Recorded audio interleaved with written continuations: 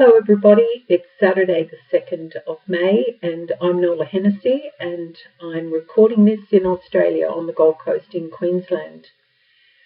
This week I had the pleasure of reading around 25 essays written by high school students in the United States, and those essays are part of the annual essay competition run by Americans Against Gun Violence.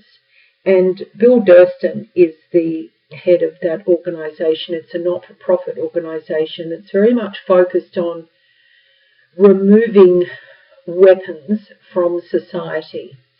I'm not speaking on behalf of Americans Against Gun Violence, but I do support their advocacy for gun control and reducing and eliminating gun violence in the United States. Since 2013, and reaching out directly to the Vice President's office, Vice President Biden, as he was then in the United States, I've spent the better part of 7.5 years and multiple communiques with the United States, with governors, with senators, with mayors, with heads of not-for-profit organisations. And it's interesting in that period of time, nearly a decade, how little is actually being done. And look, I'm not anti-gun at all in the right kind of setting.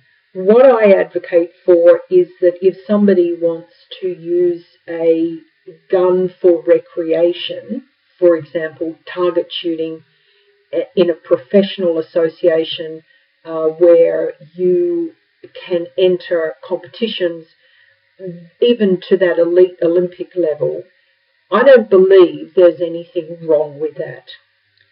I don't believe that there is anything wrong with using a gun for target shooting for recreational purposes, so long as it's a controlled environment.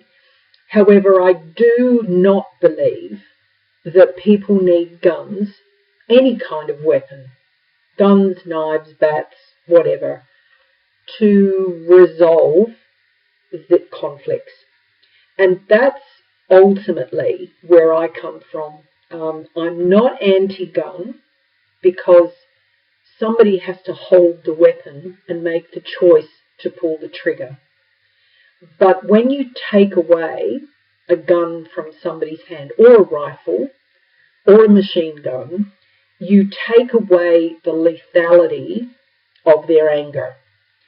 So if we step back and look at why somebody needs a weapon, look at what's happened in Michigan in the last week. The Second Amendment does not give anybody the right to own an assault rifle or the right to intimidate. There is very explicit wording in the Second Amendment that dates back hundreds of years.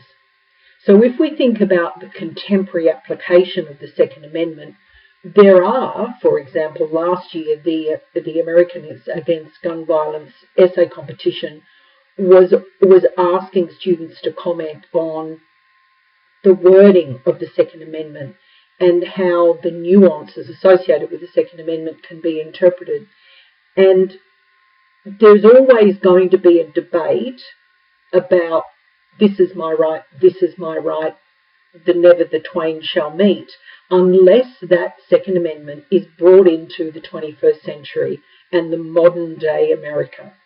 So I'm not going to go any further with the legislative side. I think the lawmakers and the law drafters in the United States really need to have a look at their whole constitutional construct and bring it into the 21st century, no differently to every other country on earth. We cannot apply political frameworks and legislative instruments that were drawn up hundreds of years ago. The relevance is not always there. So let's get back to violence and guns and people. When people are not happy, there are reasons for that. When people are angry, it's an uncontrolled emotion. Anger is not a state of control that one has over oneself. So you can be annoyed about something, but when you get into anger, it's very uncontrolled, it's a very negative energy, and it's almost like a self-perpetuating negativity. So until you address the root causes of the anger, why is it that you are angry, you will never, and I repeat, never be able to resolve that emotional response to a situation. Anger comes from emotional baggage.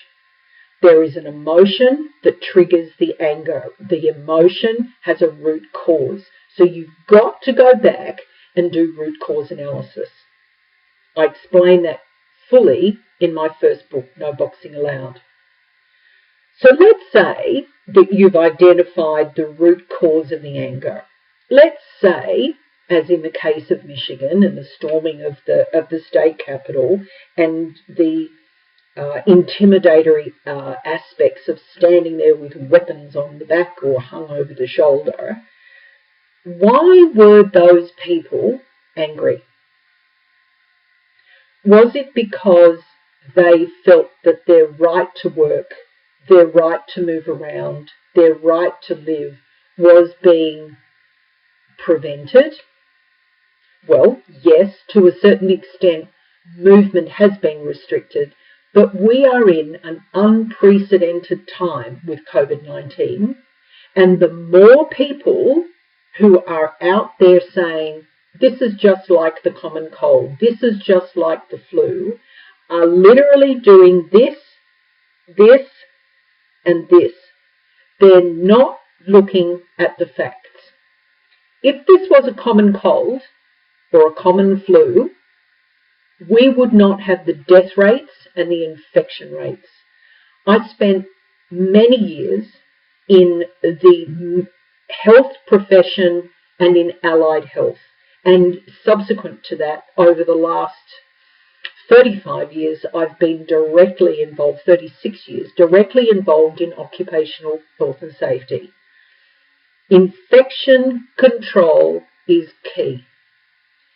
Anybody who's worked in the health sector knows that of all the protocols that you must follow in a medical and health setting, it's about infection control. We humans don't have all the answers. We would be arrogant to think that we do. So anybody that's out there saying, I'm not afraid of the virus, well, that's fine, but don't put yourself and other people at risk by absolutely going back against what the government is doing to protect. There's only so much that society has in place in terms of structures and systems that support populations. If you have the infection rates that are projected for COVID-19, then we will end up with vast numbers more dying as a result of the serious complications associated with this virus. To keep those infection rates under control is what the governments are wanting to do. So whilst ever we don't have enough savings in the bank, or we didn't plan for a worst case scenario, in other words, we thought everything would go along hunky-dory peachy, and we didn't actually get our act together and make sure that we had enough income in case we lost our job, enough income in case suddenly one of the parents passed away, enough income in case one of the children got sick and we weren't able to work. If we haven't done those things, then obviously we as human beings have to accept part of the responsibility for this. So it's not just about the government saying you can't go to the beach, you can't have a picnic, you must wear a mask when you go outside. It's about people being preventative in what they do and how they act. So hopefully this time is a lesson. But what is the point of people storming the Capitol or pushing back as they do here in Australia, actually coming right up to other people and spitting and coughing in the faces of perfectly innocent human beings? What's the point of doing that unless you've got some underpinning emotional baggage? Or, worst case scenario, you have such a spiritual deficiency that you think it's okay to intimidate and bully other people. When I was reading the essays last year, the National Essay Competition, I was sitting in the lounge room of my oldest and dearest friends in the United States. I was sitting in their lounge room. They'd gone out for the evening to a friend's house, and I had about 40 essays I needed to read. So I sat in the couch, I minded their little dogs, and I read those essays. And I can tell you the impact of some of those essays was quite profound on me. There was a student who was at Marjorie Stoneman Douglas High School.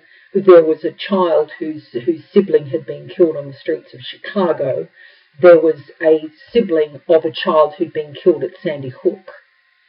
And I know that there is an undercurrent of pain in the United States that is not going to go away unless guns, handguns, and assault rifles, military style, kill everything in your path assault rifles are taken off the streets.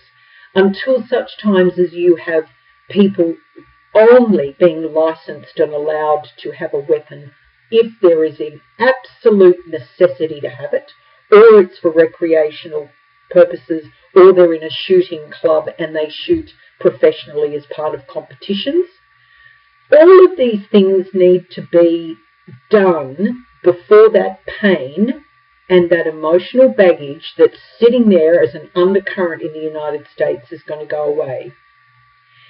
Here in Australia, it doesn't even cross most people's minds to be concerned about their children's going to school, to be concerned about a gun violence incident at a shopping centre, because we don't have the weapons that we used to have. When I lived in Texas in the early 1980s, I slept with a Ruger on the bedside table. That Ruger went with me in the car, and when I crossed the county line in Texas, it had to be visible. Other times, it could be put under the seat. But as you crossed the county line, you had to make sure that gun was visible.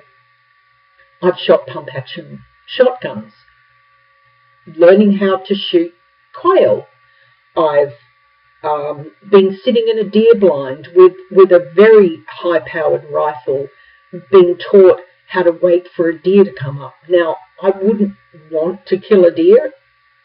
For the life of me, I wouldn't want to kill an animal. But yes, I have shot quail, luckily, used a pump-action shotgun. But that then, back then, was really foreign to me. It was the first time I'd ever handled a firearm. I was taught safety, so that wasn't an issue. I felt safe in the company that I was with, so that wasn't an issue. But actually handling a firearm was something completely foreign to me. And when I left the United States and I came back to Australia, it took a long time for me to actually realise the 180-degree shift in difference in societal attitude towards guns. And it came after the Port Arthur massacre in the late 90s in Australia. And that particular location I had been to only a matter of years before with my very young son at the time. So it was very relevant to me. I knew exactly the layout of the scene of the crime. I knew the buildings, the areas that were open, the trees, the car park. So everything had context for me. But at that time, in those late 90s, I was then married to my son's father, and he had a semi-automatic shotgun, which I had used on properties that we'd lived on. And that had to be handed back. And to me, it was like, okay, hand it back. But to everybody who owned a semi-automatic rifle or whatever, that was a big deal for them. And I wonder why it's such a big deal. Why is it that you feel, if you're a gun owner, why is it that you feel so disempowered when the gun is taken away? Why is it that you don't feel empowered without a weapon in your hand? And that is the issue here. It's not about the Second Amendment. It gives us the right to own a weapon. In Australia, farmers can have shotguns and so on, but they can't be automatic or semi-automatic. People can own guns if they go through a stringent assessment. And the military, as much as they do good things in countries in terms of rebuilding countries, if there weren't so many military stockpiles of munitions, then we wouldn't have the criminal factor wanting to get their hands on those munitions. So as a holistic issue, we have to address everything as a society and as a societal response. But as an individual level, you have to question why people need a weapon to feel powerful. Why couldn't those people approach the Michigan State chambers and say, look, we're not happy with the lockdown. Let's talk about it. Everybody knows it takes more courage to face and discuss than it does to stand and shoot. It takes more courage to sit at a table and resolve a difference than it does to pick up a cricket bat and swing it at somebody, or pick up a knife and attempt to stab somebody. The people with the weapons do not have the emotional stability to be able to have a rational conversation. And when they've got a weapon in their hand, if they've got anger that overlays it, absolutely there is no level of control, because anger is a non-controlled emotion. I really feel like this whole debate needs to be brought to the surface very quickly in order for us to prevent what could end up being quite a violent exchange between government and citizens in the United States. And for every government around the world where there is still a strong lockdown happening, governments need to recognise the people who don't have the emotional maturity to cope with isolation, who don't have the intestinal fortitude to be able to stand and speak their mind about something, who will go off into a rage, who will do something hurtful because they're feeling angry. There needs to be educational approaches to teach people better habits with their money, with their behaviours, with their attitudes. People need to be taught compassion from the second that they're born. Their parents need to be teaching their children about compassion and about understanding and about tolerance. Until we resolve those root causes of all of this mess, we are not going to get past the violence that happens.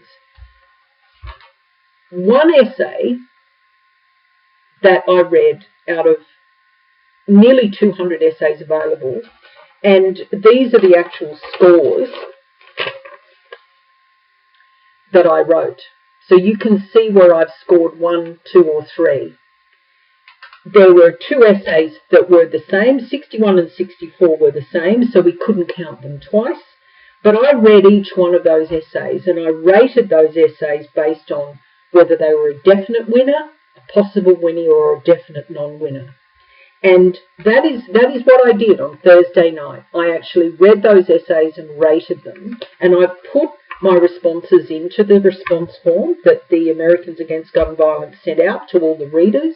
And I will continue to support this as long as I have breath, mainly because of what I read last year and the heartfelt messages from those kids saying, please, politicians, get your act together. And because this year, one of these beautiful children said, I'm so sick to death of what's not being done to take the hurt away. I'm going to be a politician one day and I'm going to make a change. Think about that, please. Today I went and had my first haircut in 7 weeks. And I sat amongst a bunch of women, none of whom were wearing masks, and I was wearing a mask. And I can tell you, today was one of the first times where I've been in public, other than a supermarket, where people accepted my right to wear a mask, to protect myself and to protect those people around me if I'm asymptomatic. We have an awful long way to go. And I've said in my first book, we humans are so smart, but we are emotionally inept in a lot of ways. And each individual on this planet owes it to themselves and to everybody else to actually take a step forward and gain a tad more security than they had yesterday. It's a serious one today. I'm pretty annoyed about what I'm seeing in the United States, and I think it's all about can't see it, can't hear it, don't want to talk about it, it'll all go away. The ostrich mentality never serves us well. Have a great rest of day or night wherever you are, and I'll be back with you tomorrow. And I really appreciate you taking the time to leave comments, and I'd love to hear from you, so please email us through the website. Have a good one.